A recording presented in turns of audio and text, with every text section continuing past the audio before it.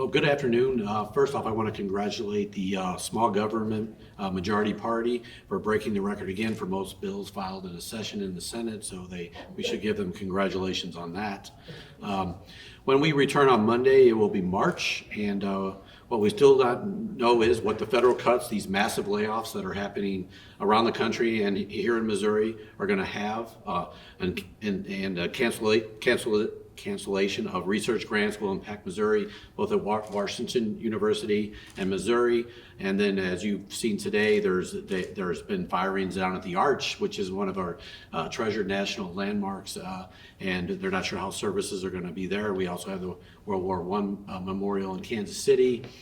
We have parks across the area, and we just have a lot of federal workers in both Kansas City and St. Louis and in other areas that are impacted by this. There's a lot of people out there, working people. As you know, I have a couple roles here as a senator. I also believe that I stand up for working people, and there's a lot of fear going around that our workers are going to be laid off, and they're not sure what's going to happen next. So with that, I'll take any questions. Senator, how do you square your vote on Senate Bill 4, which will almost certainly raise costs for Missourians, with Senate Democratic goals to lower Missourians' costs this session? It just seems like there's a bit of an incongruence there, and I'm just wondering if you have anything to say about that. So that's a good question. First off, I want to thank Senator McCreary for negotiating on behalf of the Senate Democrats and consumer groups and everybody in general.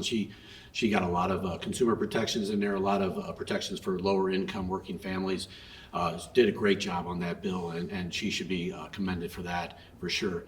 But as I've stated in the past, I also believe not only do we need to protect the consumers, let's be realistic here. Whether that bill passes or not, prices are going to go up on consumer, as we see it across the board. And as you see at the federal level, the government is not looking at these issues. They're looking at wedge issues and other things. They're not looking at what's impacting Missouri families.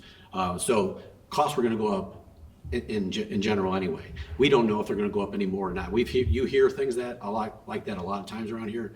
I heard that back in 18 when the bill was passed, the utility bill was passed, and I know from my own purposes, my bill is $10 more a month now than it was then, and that was in 2018 or whatever year that was.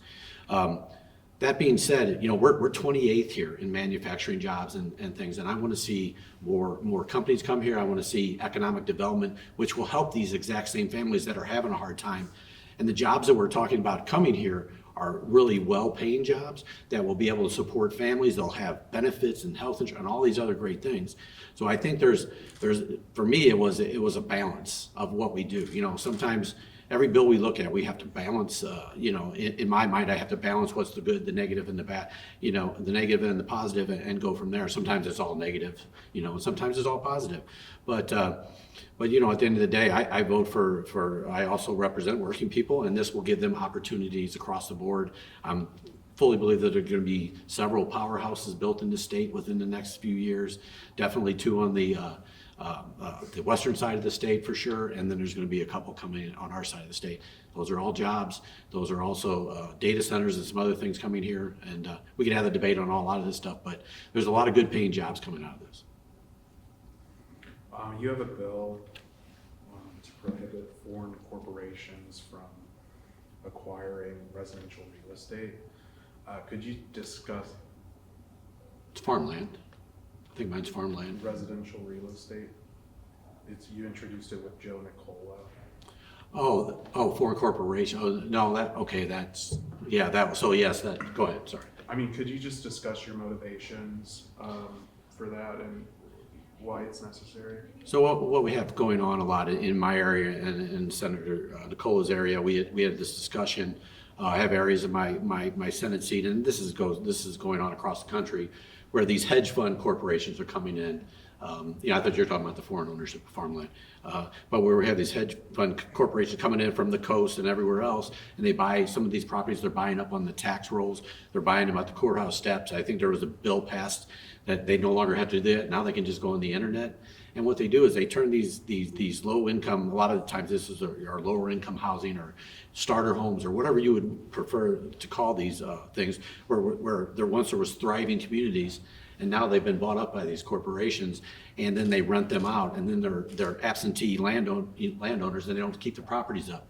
And it breaks down our communities. It also keeps people from being able to possibly afford that first house with the rents the way they're going through the roof. So I was trying to put a kind of a curb to that, to like, hey, this is not, this isn't right. I would love to have discussions on that bill as we go forward with it. I think it would be good policy for families, again, to help, support our working families. Oh, maybe the confusion was, it's worded as foreign companies, but I think Seth said it was out-of-state companies. That's So, and that's what I heard. So All right. I can talk about foreign ownership farmland, which hasn't got a hearing yet, but that's another story. So No, that's weird. I thought that was a really big issue last year. I've been carrying that bill for 7 years now. So So there's no momentum for that anymore? other bills, mine's never had a hearing in the last 2 years. So. But the other foreign ownership bills have? Okay. What do you think of nuclear power? Do you think the state ought to have more nuclear plants?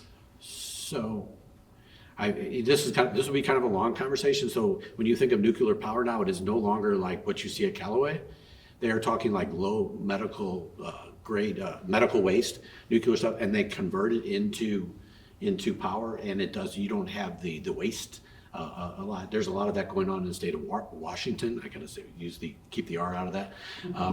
But that's a lot going on there, and if we could bring some of those into these modular units that they're talking about now, that would be a great way to do it. I think even some of the environmental groups are starting to embrace that as a way to get around greenhouse gases and all those things. Do you think the state should be recruiting formerly laid off or recently laid off federal workers?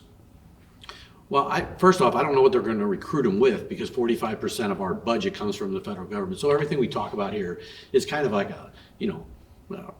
hypotheticals, right? That we're going to have this budget that somehow is going to be right when we don't even know what we're getting. We got all the major groups, soybeans, corn, and groups like that are getting cut. The things they used to sell to the U.S. aid for the rest of the world, those were figured into their bottom lines, and those are gone.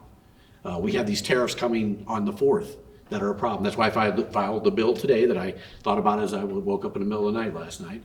That would put on every receipt that you're required to get from a seller the amount of tariffs, the amount the tariff is costing you as a family or a working person. So to say that we can hire these people away I don't think that would be the case.